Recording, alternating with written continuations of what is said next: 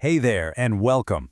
You know, we all have stories to tell about where we've been and where we're going. Today, we're going to dig into the grammar that helps us tell those stories perfectly. We'll look at how to talk about amazing past adventures and how to share our future plans with total confidence. Sound good? Okay, let's jump in. So, just think for a second. Have you ever traveled the world? Or maybe you've never even been on a plane before. Perhaps right now you're busy planning that next big trip you've been dreaming about.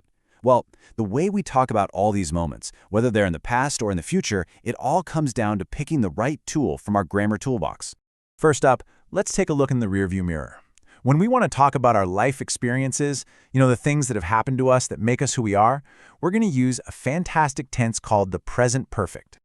Okay, so here's the main idea, and it's pretty simple. The present perfect is all about the experience, not the schedule. You use it when you want to say, hey, this is something that happened in my life, but you're not worried about whether it was last week or 10 years ago. The exact time, it just doesn't matter.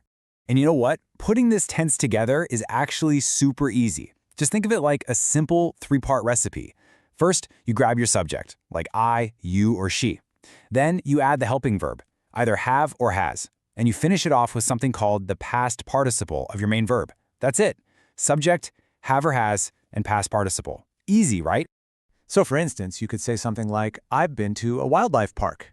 See how that sounds? It's not about a specific day you went, it's about the fact that this is a memory, an experience that's now a part of your life story. And what's really cool is how flexible it is. For a positive sentence, you'd say, we have spoken. To make it negative, you just pop in not, so it becomes, we haven't visited India. And if you want to ask a question, just flip the first two words. Have you visited Australia? It's that straightforward. Okay, your turn. Let's do a quick practice round. How would you complete this sentence? I blank lots of books about rare animals. The verb is read. What do you think goes in that blank? I'll give you a second. You got it. I have read. Since our subject is I, we use have. And the past participle for read is just read. Awesome job. All right, so we've looked back at our past experiences. Now let's totally switch gears and look forward to our future plans. And for this, we're going to use a tense that might look familiar, but we'll be using it in a special way. It's the present continuous. Now, here's the key thing you got to remember. When we use the present continuous to talk about the future, we're not talking about some vague hope or a dream. Nope, we're talking about definite plans, solid arrangements that we've already made. Think of it like this. If it's in your calendar, you can use this tense. And the structure for this one, it's probably going to look really familiar. It's that classic formula. You start with your subject, add the right form of the verb to be, so am, is, or are, and then you just tack ing onto your main verb. Simple as that. So if you say, he's meeting his friends near the beach, it implies that a plan has already been made. They've probably texted each other, they've set a time, they know the location. It's not a maybe, it's happening. And a huge clue that we're talking about the future is when we add a time expression.